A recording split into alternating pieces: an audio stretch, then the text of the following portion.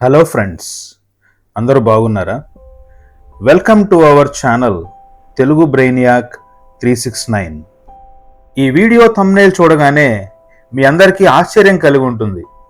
అసలు కరువుకి నేరేడు పండ్ల కాపుకి సంబంధం ఏంటా అని. అసలు సంబంధం ఏంటో తెలుసుకోవడానికి ఈ వీడియోని స్కిప్ చేయకుండా ఎండింగ్ వరకు చూడండి.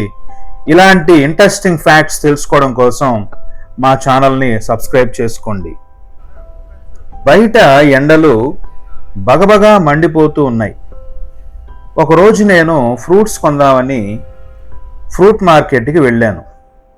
మార్కెట్కి వెళ్ళగానే అక్కడ నా కంటికి గుట్టలు గుట్టలుగా పోసి అమ్ముతూ ఉన్న నేరేడు పళ్ళు కనిపించాయి.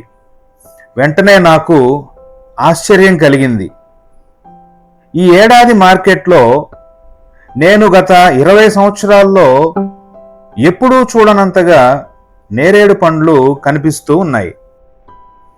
గత సంవత్సరం కొద్దిపాటి పండ్లు మాత్రమే కాసిన చెట్లు కూడా ఈసారి విపరీతంగా పండ్లు కాస్తున్నాయి. ఇప్పటికే ఎక్కువ పండ్లు కాసే చెట్లయితే మరింత భారీగా పండ్లను రాలుస్తున్నాయి.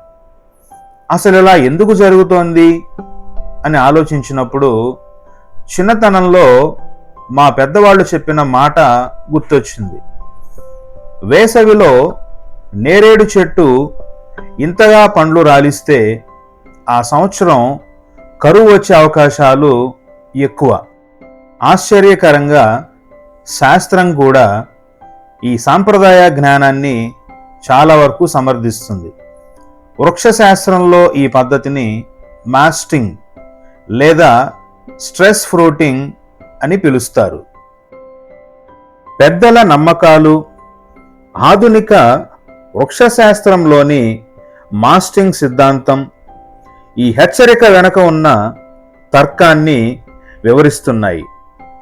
భూగర్భ జలాలు తగ్గిపోవటం, వాతావరణ మార్పుల ఒత్తిడిలో చెట్లు తమ జాతి మనుగడ కోసం విత్తనాలను అధికంగా ఉత్పత్తి చేస్తాయి. నీటిని పొదుపుగా వాడి వర్షపు నీటిని సంరక్షించుకోవాలని ప్రకృతి మనకు సూచిస్తోంది అంటున్నారు నిపుణులు. ఈ సంవత్సరం నేరేడు పండ్లు విరగకాశాయి. మార్కెట్లలో, గ్రామాల్లో, పట్టణాల్లో ఎక్కడ చూసినా నేరేడు పండ్ల రాసులు దర్శనమిస్తున్నాయి. గతంలో తక్కువగా పండిన చెట్లు సైతం ఈసారి విపరీతంగా పండ్లు కాస్తున్నాయి. ఇది కేవలం ప్రకృతి యాదృచ్ఛికమా, లేక భవిష్యత్తు గురించి ప్రకృతి మనకు ఏదైనా రహస్య సంకేతాన్ని పంపుతోందా? ఈ ప్రశ్నకు మన పెద్దలు, ఆధునిక వృక్ష శాస్త్రవేత్తలు కూడా సమాధానం కనుగొనే ప్రయత్నం చేస్తున్నారు. ప్రకృతిని చాలా దగ్గరగా గమనించే మన పూర్వీకులు నేరేడు పండ్ల సమృద్ధిని కరువుకు ఒక సంకేతంగా భావిస్తున్నారు.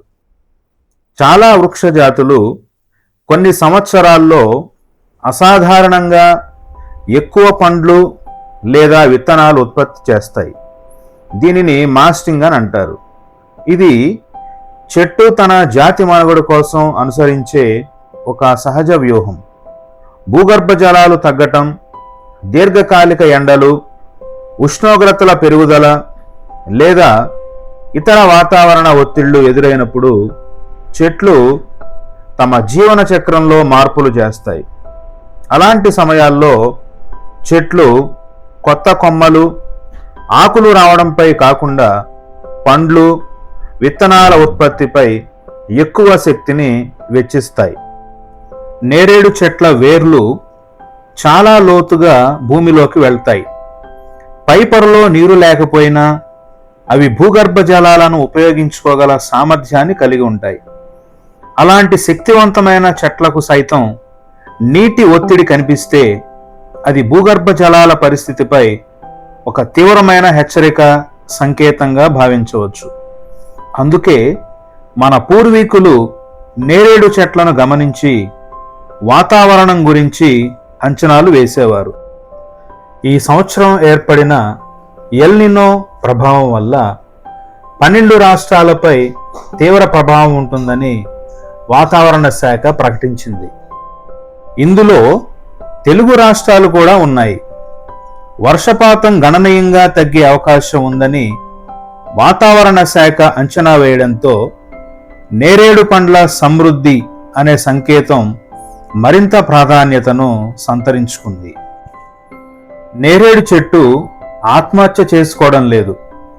తన తరువాతి తరాలు బతికేలా విత్తనాల రూపంలో ఎక్కువ సంతానాన్ని సృష్టించేందుకు చివరి వరకు ప్రయత్నిస్తోంది. ప్రకృతి చక్రం నిజంగా అద్భుతమైనది.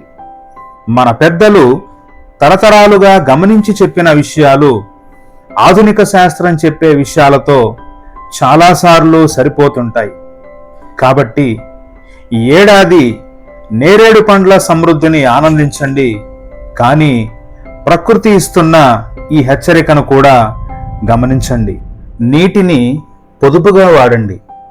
ప్రకృతి వనరులను బాధ్యతగా వినియోగించండి.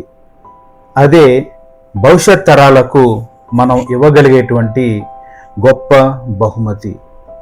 ఈ వీడియో మీకు నచ్చినట్లయితే సబ్స్క్రైబ్ చేయండి, లైక్ చేయండి, షేర్ చేయండి.